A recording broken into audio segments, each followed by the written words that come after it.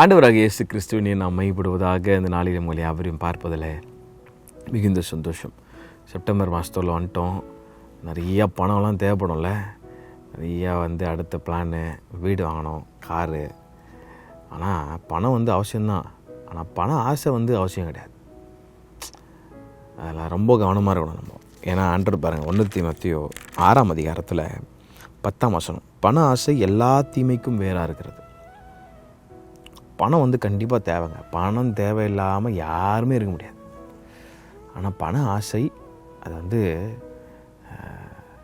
இது வேணும், அது வாங்கணும், அது வாங்கணும், அது வாங்கணும், அது பண்ணணும், அது பண்ணணும்.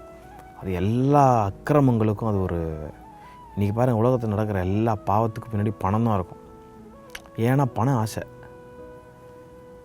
ஆசை எல்லா தீமைக்கும் வேறாக இருக்கிறது. சிலர் அதை இச்சித்து விசுவாசத்தை விட்டே விலகி அநேக வேதனைகளாலே தங்களை குத்தி கொண்டிருக்கிறார்கள்.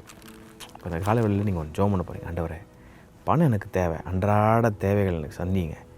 ஒருத்தர் ரொம்ப அழகாக பைபிளில் சொல்கிறார், எனக்கு அதிகமாக கொடுத்துடாதீங்க ஆண்டவரே, நான் உங்களை உங்களை விட்டு விலகி போயிடக்கூடாது, கம்மியாகவும் கொடுத்து என்னை தரித்திரன் ஆக்கிறாதீங்க, நான் உங்களை தூஷித்துடக்கூடாது, அன்றன்று தேவையான ஆகாரத்தை மட்டும் எனக்கு கொடுங்க, அளந்து போடுங்க ஆண்டவர்.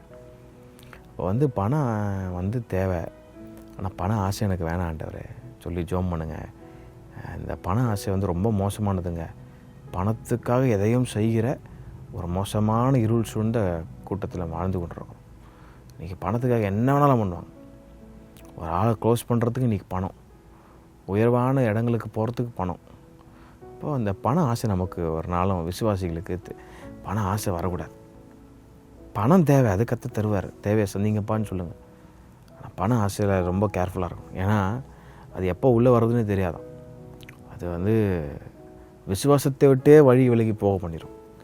அப்படிப்பட்ட காரியங்களுக்கு என்னை பிரித்து எடுத்துக்கொள்ளுங்க ஆண்டவரே, நான் கவனமாக இருக்குது, ஞானம் தாங்க அப்படின்னு சொல்லி தேவசமத்தில் கேட்டிங்கன்னா உங்களுக்கு நல்ல ஞானத்தோடு உங்களுக்கு பணத்தை செலவு பண்ண கர்த்தர் கிருபை தரும். கர்த்தர் தாங்களை யாரும் ஆசீர்வதிப்பாராக. ஆமென்.